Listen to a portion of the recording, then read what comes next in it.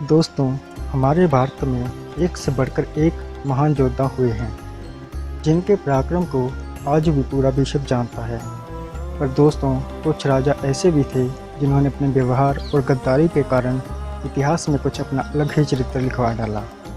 आज के वीडियो में हम इन्हीं राजाओं के बारे में बात करेंगे, जिन्हें भारत देश के इतिहास में डरपोक राजाओं के नाम से जाना जाता है।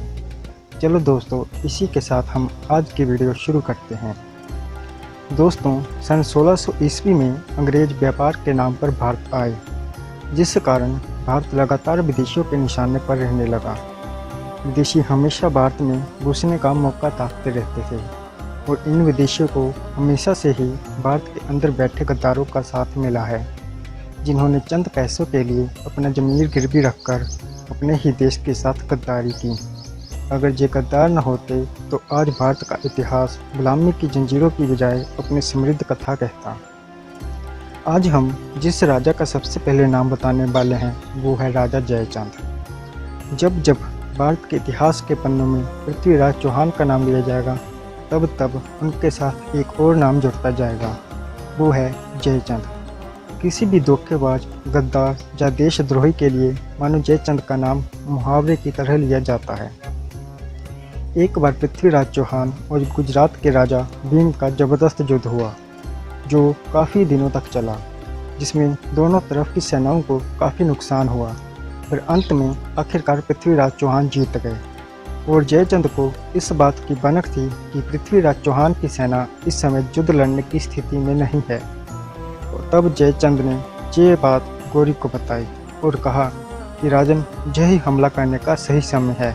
अभी पृथ्वीराज चौहान की सेना पिछले हमलों से उबरी नहीं है और मैं और राज्यों को भी मदद न करने के लिए तैयार कर रहा हूँ, जिससे कोई भी राज्य उनकी मदद करने के लिए आगे नहीं आएगा और इस तरह तुम अपनी पिछली राज्यों का भी बदला ले सकते हो। गौरी को पता था कि जयचंद ये सोच रहा है कि आप तो बस लूटपाट के बाद वापस चले जाओगे और फिर उसके बाद वे दिल्ली को अपने राज्य में मिला लेगा।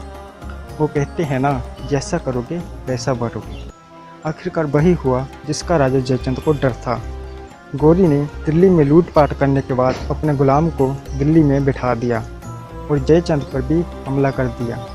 कनौज को भी लूट लिया और जयचंद भी लड़ाई में मारा गया। तब उत्तर भारत में मजबूत सेना किसी के पास नहीं रही और गौरी के सिपाहियों ने शहर तो कब्जे में कर लिए और फिर गाँवों को भी डराने के लिए खेत और फसलों को जलाना शुरू कर दिया। इस तरह मोहम्मद गौरी सोने की चिड़िया कहे जाने वाले भारत में लूटपाट करके चला गया, जिसका जिम्मेदार जयचंद। दूसरा नाम जिनका आता है वो है अफजल खान। बीजापुर के आदिल शाही राजवंश में अफजल खान कमांडर थे। वे एक चालाक सैन्य जनरल था, जो कि अपनी गलत रणनीतियों से भी युद्ध जीतने के लिए जाना जाता था।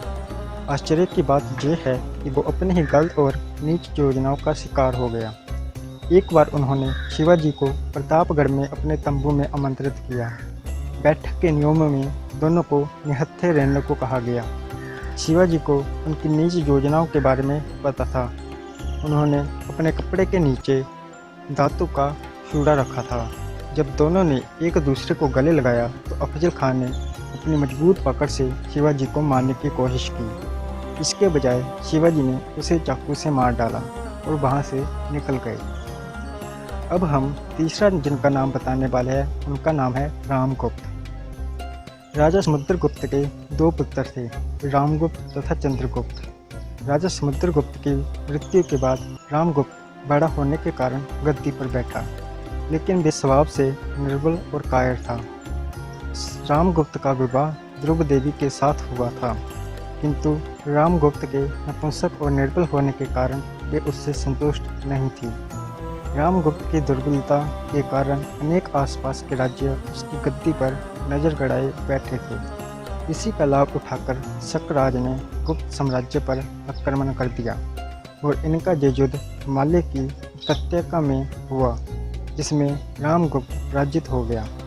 राजा शकराज ने राज्य के बदले उसकी पत्नी ध्रुव देवी की मांग की, जिसे रामगुप्त ने राज्य और प्रजा हित में स्वीकार कर लिया। तब रामगुप्त के छोटे भाई चंद्रगुप्त द्वितीय को ध्रुव देवी की मांग अपने कुल की प्रतिष्ठा के विरुद्ध लगी तब चंद्रगुप्त ने ध्रुव देवी का वेश धारण कर शकराज के शिविर में जाकर उसकी हत्या कर दी। फिर चंद्रगुप्त ने अपने बड़े भाई रामगुप्त की भी हत्या कर उसकी पत्नी ध्रुव देवी से विवाह कर लिया और गुप्त वंश का शासक बन बैठा। तो दोस्तों, कैसी लगी आपको वीडियो, आप कमेंट करके ज़रूर बताएं। अगर वीडियो अच्छा लगा हो तो चैनल को लाइक, सब्सक्राइब, शेयर और नोटिफिकेशन बेल दबाना ना भूलें, ताकि हमारे आने वाली वीडियो की आपको नोटिफिकेशन मिल सके। आप हमारे चैनल को वीडियो के एंड में मिडिल में दिख रहे लोगो AS पर क्लिक करके डायरेक्ट सब्सक्राइब भी कर सकते हैं। धन्यवाद।